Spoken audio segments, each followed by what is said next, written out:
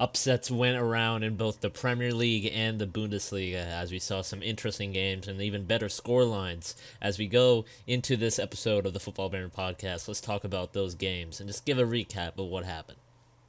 Starting off with that Chelsea versus West Brom game. West Brom with an excellent start, 3-0, and ultimately they weren't able to hold it up. But more importantly, Chelsea very, very poor, and ultimately they did have that passion and fight to come back from being down 3-0, but still very, very poor performance from some key players that were brought in recently, such as Thiago Silva and another player that has been in the squad, Alonso, putting in some poor performances and just small little mistakes that just led to goals. And Frank Lampard is frankly not going to be going anywhere with that defense. It's just clear to see with how they play and how some of the individuals in that back just aren't good. They aren't good enough for Chelsea and what Chelsea aspires and Chelsea's ambitions, which is winning the title again. And if Frank Lampard is going to be looking for that, he's not going to go anywhere with that. With some of the players he has, Alonso, he can be he's not reliable for Frank Lampard. He even said that his team had great character to fight back after being down 3-0, but too many mistakes. I mean, two from Alonso and one from Thiago, just very, very poor. Thiago misplacing a pass and just gave away a goal. And we can give some praise to some of that attacking threat that Chelsea has, but all in the end, it's all down to one thing: that defense, that back line is just so poor. I mean, there's reports that Chilwell is injured, and that central defensive area, and just it's not much you can do really with Frank Lampard. What you can't expect him, and Chelsea has had a reputation of being quite impatient with their managers, and it might be Frank Lampard has more time, but I'd say he has a year left or a year or two left, and maybe the Chelsea will be happy with or sympathetic because of the defense he has. The defense is just awful, and he can't really play what he wants to play if he can't trust that back line, especially with players like Kepa and Alonso just being very, very poor. Thiago, you can say how experienced Thiago is, but look at his age. He's not the fastest player that Chelsea can rely on, and that was most certainly the case in that West Brom game. And West Brom will be disappointed because they should have been able to close that game out. And if they can't close out games like that, then they're gonna have a very, very tough time staying in the Premier League. And Chelsea, more importantly, they need to figure out what minor solutions they can make, because they will probably have to spend in that January transfer window to bring in a defender, because they desperately, desperately need it. Man United versus Brighton. Brighton very, very unlucky for not getting a win. It was, my goodness, 3-2 was the scoreline in favor of Man United, but my goodness, Man United should not have won that game. Of course, there was quality from their side, but Brighton, they hit the crossbar. I mean, so many times. It was ridiculously unfortunate for them. But in the end, Man United won out through a penalty that in the 100th minute in stoppage time that Bruno Fernandes scored in for Manchester United. It's really dangerous for Manchester United. I mean, they're getting away with certain games that they really shouldn't get away with because of just the squad that they have. It's like Chelsea. Their defense is just not good. David De Gea, they have a good keeper. David De Gea is still a good keeper. But some of the center backs are not that effective for Manchester United. And more importantly, the team overall just is very, very shaky. And we saw that again in this Brighton game. And another one, Manchester City versus Leicester. Leicester City still, I don't think they get enough credit for how great of a squad they are. I mean, they are still vastly, vastly underrated. They won against Manchester City 5-2 in a very extremely poor performance. I mean, a lot of these games that has been going on this weekend, the defense has just been absolute trash. And Manchester City's defense, poor again. Just a lot of, I mean, when you have, look at this, 71% possession, and Leicester City just exploited that defense just so ridiculously, like ridiculous amounts, and you can be sympathetic to Manchester City for, having a lot of players out injured, but the amount of investment that they get, there can't be just excuses for that. They had their starting 11 was solid. I mean, you have De Bruyne, you have all these key players like Rodri and Fernandinho, and just nothing that is clear to see is problem with the squad. It's just the way they play is just they just fell apart to Leicester, and it's not only just Manchester City being poor defensively, it's also Leicester City continuing off what they did last season and just being absolutely incredible as a team. And they're again doing what they did last season, that momentum, which cut off near the end of the season, but now they're looking to rebuild that and go for the Champions League again and compete for that title. And they definitely have the capability. Jamie Vardy still being an absolute killer in front of goal. And there's also key players that we're seeing more of, and Leicester City itself is bringing more players, and I mean there's a lot of positive things about it. Even with them losing out on Ndidi with injury, they still have some great players. They have Madison on a new deal, Prey and Harvey Barnes and Tielemans. Just they're going to develop more, and with that, they're going to become an even better side. And I could see them under Brandon Rodgers still being a title threat for Liverpool, Chelsea, and Manchester City. And frankly, it's just a shame how they've still vastly underrated. And I will tell you that they should be able to keep up these performances. Another game was Leeds versus Sheffield. Leeds just winning out 1-0. Not as dramatic of a scoreline as we've seen from their previous games. And Sheffield United, 3 losses now, and they've played 3 games this season already, and it's looking very, very tough for them. They're going into a pit, and whether or not Chris Wilder can solve what they're facing right now is really going to be a question of what's the problem with that squad. I think it's, to be fair, they did absolutely incredible being promoted last season and nearly competing for Europa League and Champions League. It's incredible what they did, but if they're going to be looking to keep that up, they just need to establish consistency, and I think that they need a few more seasons in the Premier League, and I think that could be just a one-time thing for Sheffield. There's a lot of things happening in that squad, and a lot of players that might not be up for it in terms of being consistently a strong team. What Sheffield has done last season is absolutely incredible. But what they're looking like right now, and it's clear to see, they have 0 points. They're alongside Fulham in the bottom of the table, and 19th and 20th. They have 0 points, and they played 3 games. Burnley's 0 points as well, but they've only played 2 games, and it's looking very, very poor for Sheffield. They're going to have to rally together because Fulham, you expect them to be in a relegation battle, but the expectations are far higher for Sheffield United because of what they achieved last season. But it's going to be looking very tough for them, and I see them in a relegation battle unless they turn it around and show a strong iron will to reverse their fortunes that they're facing. But right now, it's looking like Sheffield United could and most likely will be relegated. Liverpool versus Arsenal. What a game in terms of just Liverpool dominating again Arsenal.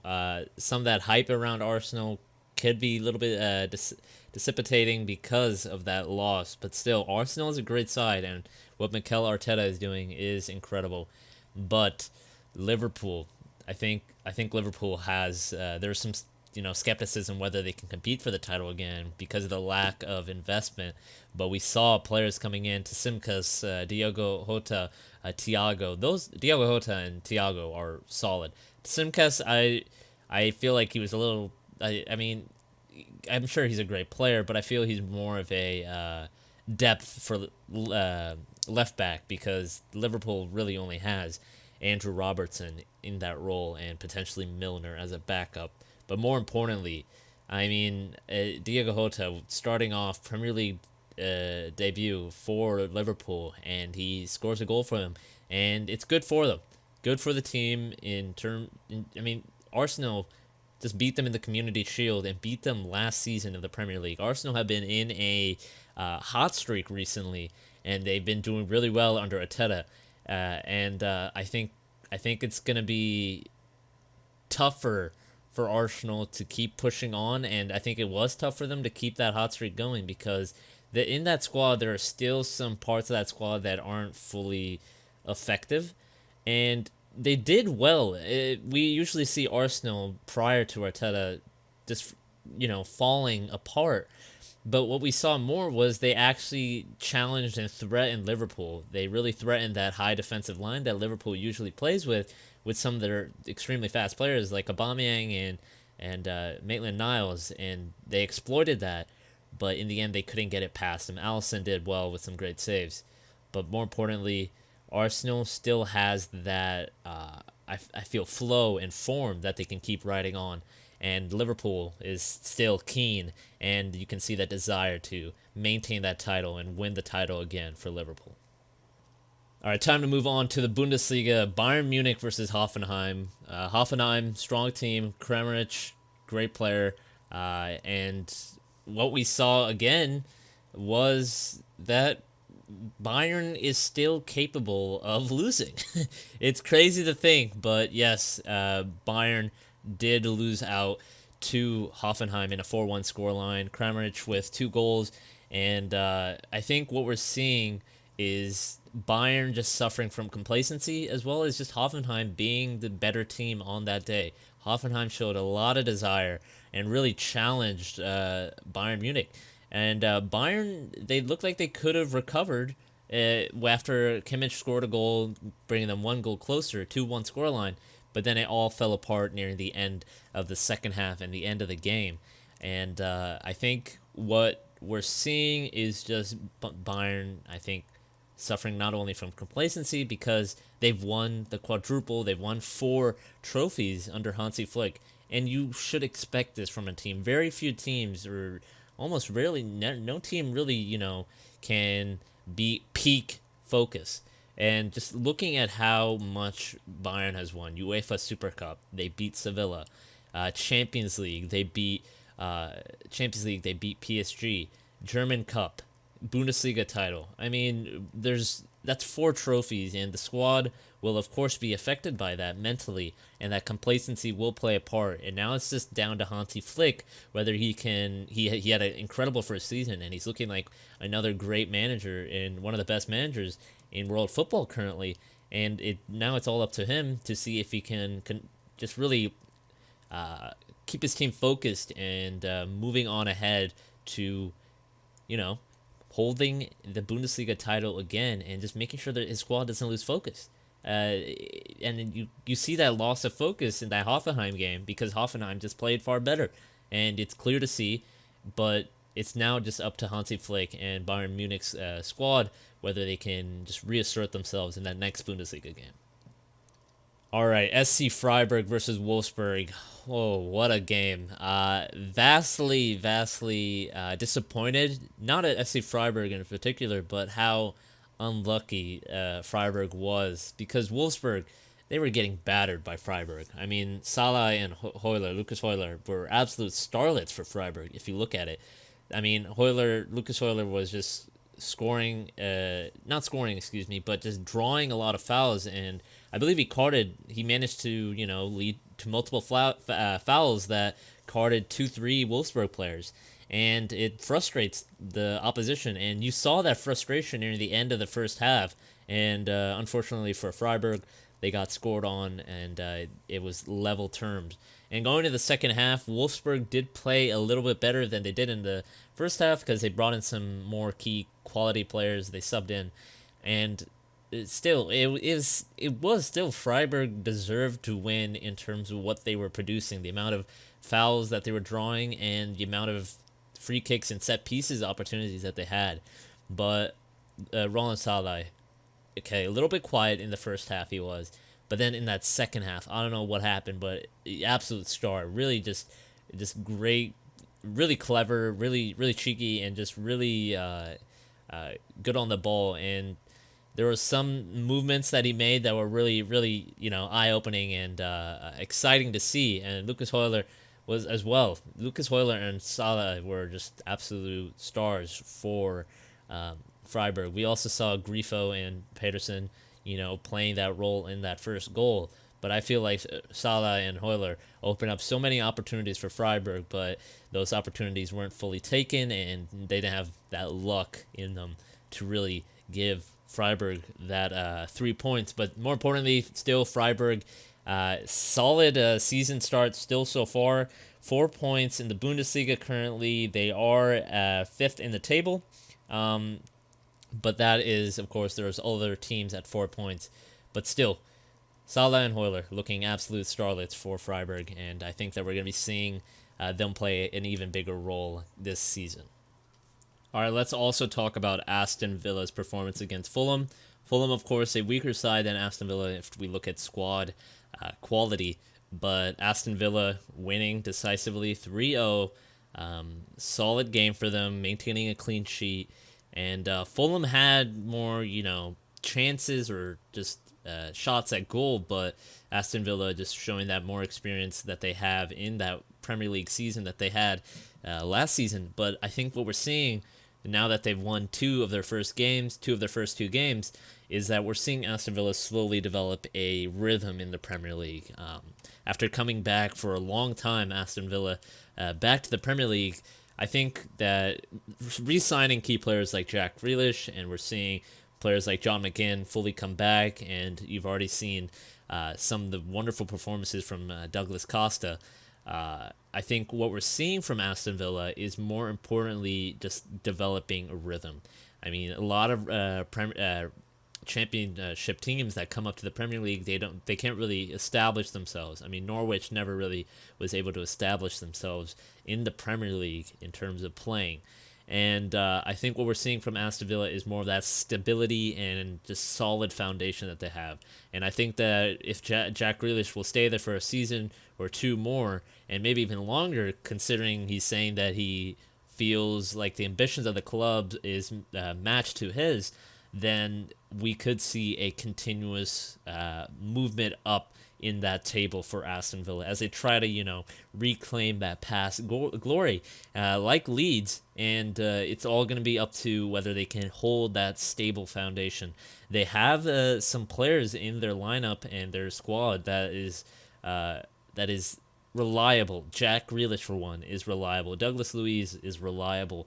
John McGinn is reliable.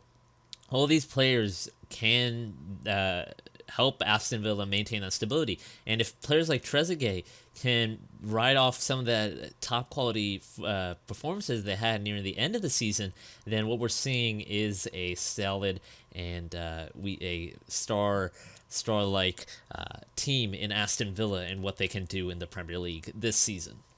All right, now let's look at the upcoming fixtures that are coming up in the Premier League alongside the Bundesliga. Let's get started. We got there's some great games that are coming up, and I think one key game this Saturday will be Man City versus Leeds. Leeds trying to just keep that positive momentum going, and Man City just looking to recover after that disastrous defeat against Leicester City. Also, Chelsea versus Crystal Palace, we will be in that game on Saturday, and Chelsea, of course, trying to recover like Man City. Crystal Palace trying to keep that positive momentum that they've gone in their past games. Everton versus Brighton as well. Sunday will be another good game between Manchester United and Spurs. Spurs looking like they've had a shaky start to the season. Manchester United also looking like they've had a shaky start to the season, although the results may not fully show it. Aston Villa versus Liverpool. Both teams undefeated at the start of the season, and we'll see who moves on from there. And then, of course, we will have the Bundesliga. We got to look at Bayern. I mean, Bayern just playing quite poorly. for their game. And on Sunday, they will be playing against Hertha Berlin. See if they can bounce back from that negative and just poor performance that they had. And then, of course, we got Borussia Dortmund versus Freiburg. Freiburg riding high, two positive performances, although it could have been 2 wins. They are still 4 points in the Bundesliga. Dortmund, however, playing quite poorly for what they are expected after that Augsburg defeat. And whether or not they can reclaim 3 points and balance it out, that can definitely happen for them at Freiburg, against Freiburg at Signal Iduna Park.